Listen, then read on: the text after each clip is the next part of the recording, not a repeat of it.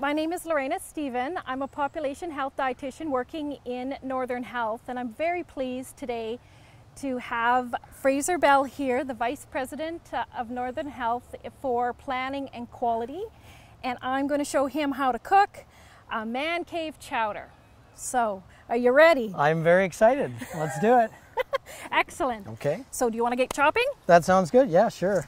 So give me something easy. Okay, so what we have is we have potatoes to chop. Yeah. And these potatoes, there's two different types of potatoes. They came from my Nana's garden. But so we have potatoes, peppers, cauliflower, broccoli. We have some nice garlic to roast when we do our roasting, onions, carrots. The carrots are from the local area. And celery. So that's 8, 1, 2, 3, 4, 5, 6, 7, and tomatoes. So tomatoes. 8. So what would you like to chop? Well, carrots and celery. I won't do onions because I don't want to cry on TV here. Okay, so there we go. So we've got to chop up these veggies. Awesome. Just started chopping? Yeah, I wouldn't do too, you don't want to do the veggies too large, because when we go to roast them, we want to just roast them for 30 minutes. Yeah, like how practical is this? I mean, it's so easy to go out to a fast food restaurant and that sort of thing. Is this a practical way to go? Getting men cooking is super important for the getting away from the unhealthy foods that are really high in salt, fat, and sugar that are really not good for our health. So when we think about practical, if we have good recipes that are doable, are fun, and showcase really tasty foods, then and that aren't too hard. Doesn't have to be hard. We just have to, practice. We have to be a bit prepared, and have good recipes. And I think it's really doable. And it becomes good home cooking becomes a convenience food. Yeah. Good. Due to the magic of television, I have now finished my task. What's next? Okay, excellent. So we want to roast these vegetables, and roasting is really important because, again, it enhances flavors. So we roast the vegetables. We're going to do it in the barbecue, and we want you to toss it with a little bit of oil. Oil? So in the recipe, it's 2 tablespoons. Okay. So if you can just drizzle 2 tablespoons of oil on. Okay, and is that a tablespoon? Yes, it is. Okay, perfect. So 2 of those. 2, yep. Excellent. Can you help me keep count? Yeah, sure. So drizzle it on, is that right? Drizzle it on, and then we're going to toss it. And well, I'm dripping a bit, but you're allowed to sort of free form, aren't you? Yeah, that's right. Okay, good. And then you said toss them? Yeah, so just toss the oil in a little bit. Yeah, and look at the beautiful colors. So it is colorful. It is color. Yes. And you mentioned the garlic. You got some garlic in there. I've heard that's got good health benefits. Yes, excellent. Excellent. So now off to the barbecue. Off to the barbecue. Wow. And the barbecue is over here. Yes.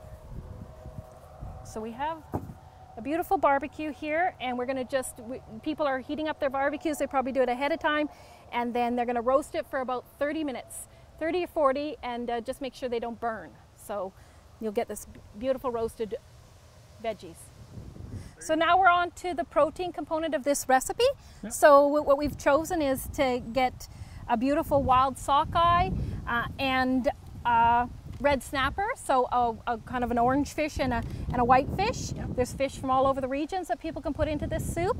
Yeah, it doesn't need to be snapper and salmon, right? No. Could be any Go fish? ahead. Yeah. So just go ahead and chop those into portions that we can cook with. Sort of. Yeah, and what we're looking in the recipe is 3 cups. So with these 2 different types of fish, we just thought we would do 1.5 cups of each type of fish. And so if we go to put these into the into the measuring cups. So that's a cup each? 1.5 cups. 1.5 cups each. Yeah. Okay. And if it's a little bit more, a little bit less, that's totally fine. With recipes, you can adapt them a little bit to what you really like, with spices, with a little bit of changes in the protein or the vegetables. There we are. We've hit pretty much 1.5 cups of each. Now, do you want to go and wash your hands? I will go and wash my hands, and then we'll learn how to cook it. Yes, sounds good.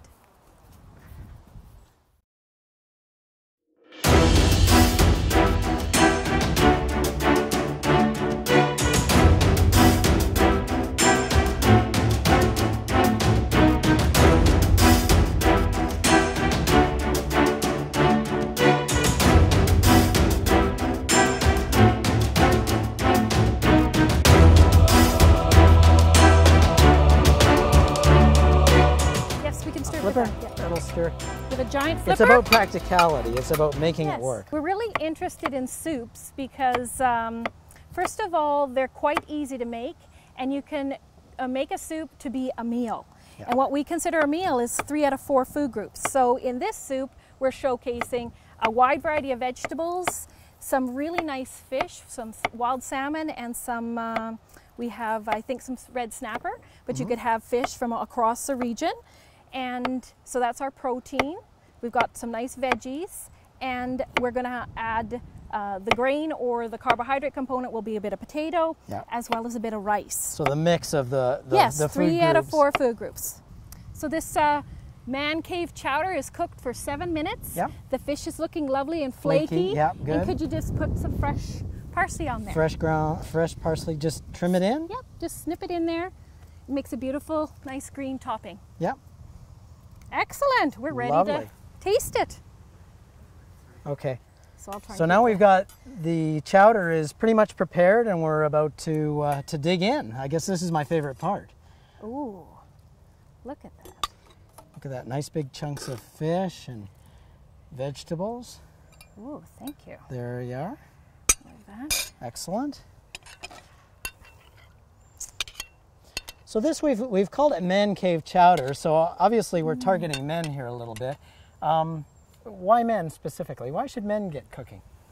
Well, cooking is a fundamental skill for all of us, but men as well. It's a fundamental skill for a lifelong skill set. And cooking is something that is really important to bring families together. You know, we socialize around food, and we build relationships around food. Everybody eats. So, you know, it's important for our individual health, because healthy eating, cooking gets you to, you know, if you're going to have healthy eating and you cook, you're going to get better nutrition. You're going to feel better from the point of view of your, you know, brain functioning, immunity, and it's important for chronic disease prevention.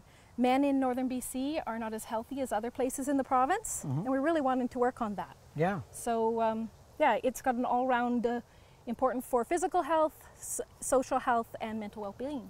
And it tastes better. And it tastes and better. It tastes better. This is delicious. Yes. Mmm.